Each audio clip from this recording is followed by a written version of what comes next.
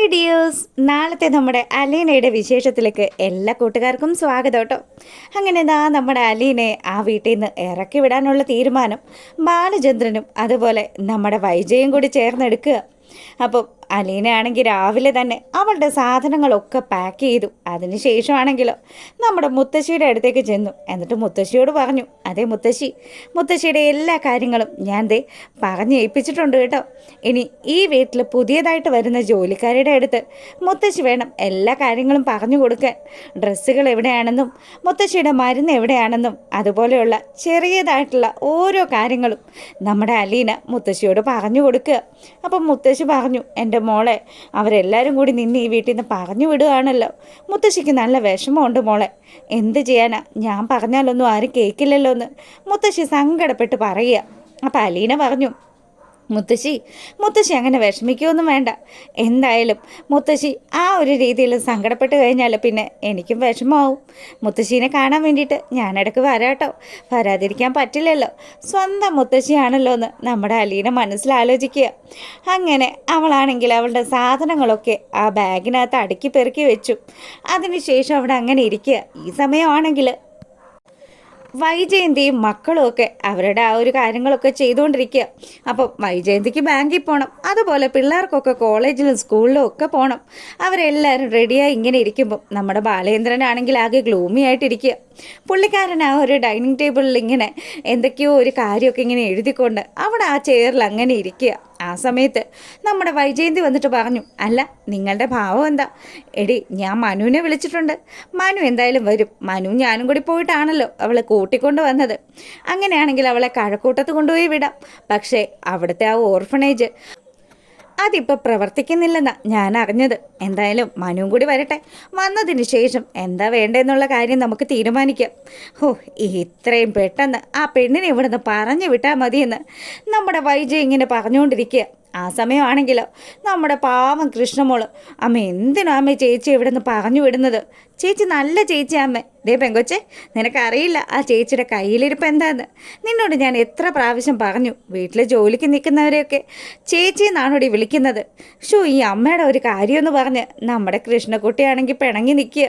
ആ സമയമാണെങ്കിൽ അത് ആ രോഹിത്തിനും അതുപോലെ ബബിതയ്ക്കും ഒക്കെ നല്ല സന്തോഷമായി. അവൾ ഈ വീട്ടിൽ നിൽക്കണ്ട, അവൾ നിന്ന് കഴിഞ്ഞാലേ ശരിയാവില്ല. അവളും ഹരിയും തമ്മിലുള്ള ഇടപാട് എന്തായാലും അച്ഛനും അമ്മയ്ക്കും മനസ്സിലായ സ്ഥിതിക്ക് അവളെ ഇനി ഈ വീട്ടിൽ നിർത്താനായിട്ട് അവരൊന്നും മടിക്കും. അങ്ങനെ ഇവരെല്ലാവരും കൂടെ അവിടെ അങ്ങനെ നിൽക്കുക. അപ്പോഴത്തേക്കിനും വൈജയന്തി പറഞ്ഞു, അതെ ആ പെണ്ണ് പോകുമ്പം അവൾ ഇത്രയും ദിവസം നിന്നതിന് എന്തെങ്കിലും കയ്യിൽ വെച്ച് കൊടുക്കണ്ടേ? വേണം, ഞാൻ കുറച്ച് പണം എടുത്തുകൊണ്ട് വരാമെന്ന് പറഞ്ഞ് നമ്മുടെ ബാലചന്ദ്രൻ പൈസ എടുത്ത് വൈജയന്തിയുടെ കൈ കൊടുക്കുക. നീ തന്നെ കൊണ്ടുപോയി കൊടുക്ക്. ആ സമയമാണെങ്കിലോ വൈജയന്തി അതും വാങ്ങിച്ച് നേരെ പോകുന്നത് മുത്തശ്ശിയുടെ റൂമിലേക്കാണ്. അവിടെ ഇരുന്ന് നമ്മുടെ അലീനയുടെ അടുത്ത് മുത്തശ്ശി സംസാരിച്ചുകൊണ്ടിരിക്കുന്നത് കാണുമ്പോൾ പുരാണം പറച്ചിൽ കഴിഞ്ഞില്ലേ? അതെ, നീയൊന്നും ഇങ്ങോട്ട് എഴുന്നള്ളൂ. നിന്നെ കൊണ്ടുപോകാൻ വേണ്ടിയിട്ട് ഇപ്പം മനു വരുന്നുണ്ട്. എന്നെ കൊണ്ടുപോകാൻ എന്തിനാ മനസ്സാറ് വരുന്നത്?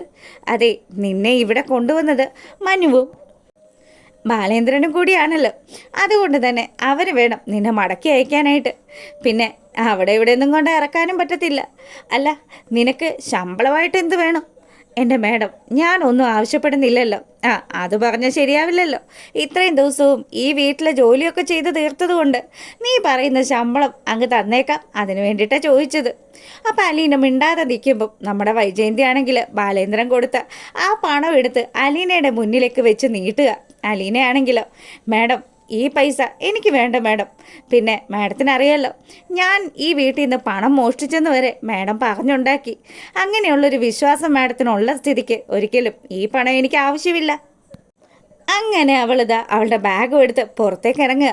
അപ്പം ബാലേന്ദ്രൻ്റെ അടുത്ത് ചെന്നിട്ട് അവൾ പറഞ്ഞു, സാറേ എന്നെ ഈ പണം കൊണ്ടൊന്നും അളക്കാന്ന് ആരും വിചാരിക്കണ്ട.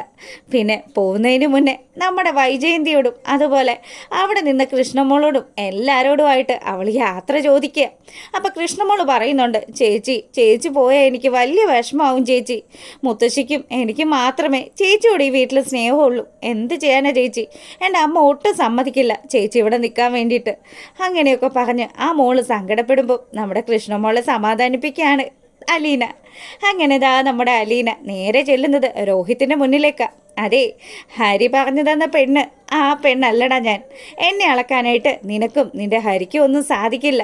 അപ്പം അങ്ങനെ ഒരു ഹിൻഡ് കൊടുക്കുന്നതിലൂടെ ഹരി എന്തോ ഉടായ്പ കാണിച്ചു എന്ന് വൈജയന്തിക്കും ബാലേന്ദ്രനും ഒക്കെ മനസ്സിലാകുക. എന്തായാലും നമ്മുടെ അലീനയുടെ രക്ഷകനായിട്ട് അവിടെ മനു അവതരിക്കുന്നതും ഒക്കെ കാണിച്ചുകൊണ്ടാണ് കേട്ടോ നാളത്തെ ആ ഒരു ഗംഭീരമായിട്ടുള്ള പ്രമോ അവസാനിക്കുന്നത്.